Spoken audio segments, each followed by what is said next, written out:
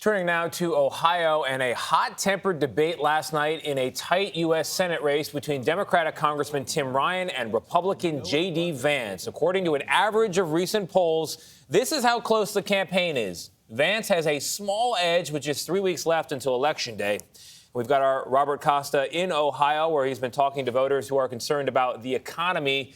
Bob, good morning. Good morning, Tony. Ohio has long been a crucial battleground, and this year is no exception. But the Senate race is much, much closer than strategists expected. The big question is whether Congressman Tim Ryan's working class message will be enough.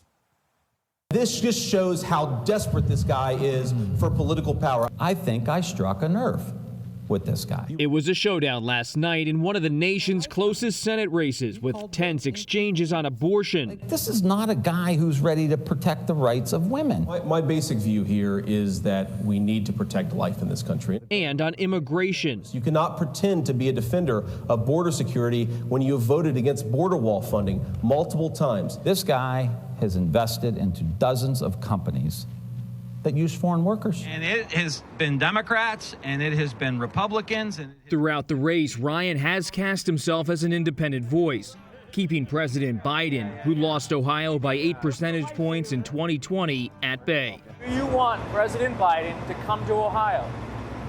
No, I don't. I want to be the face of the campaign. I want to be the guy who gives the message, delivers the speeches.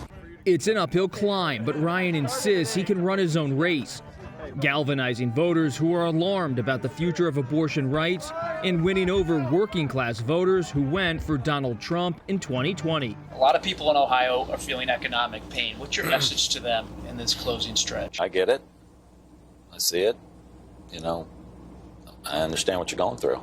I think workers need a tax cut immediately. The only way to help people early on, right now in the short term is put some more money in their pocket. CBS News' latest polling shows that nationally views of the economy have gotten worse amid continuing inflation, and voters are feeling it personally. More now say their own financial situation is bad. And I'm just tired of the direction the country's going, and it's time for a change.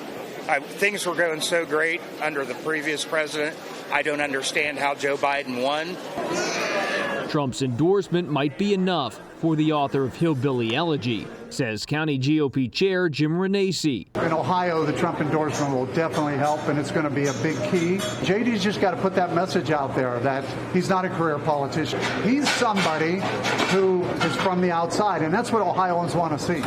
But Democrats say some Trump voters remain in play. Trump supporters in the past just were looking for new leadership that didn't quite work out very well for the country at all. Vance, who was unavailable for an interview, will rally later this week with Senators Tim Scott and Tom Cotton, two conservative Trump allies, underscoring how Vance wants that Trump voter to make sure they come out in November. Gayle. All right, the clock is ticking. Thank you very much, Bob.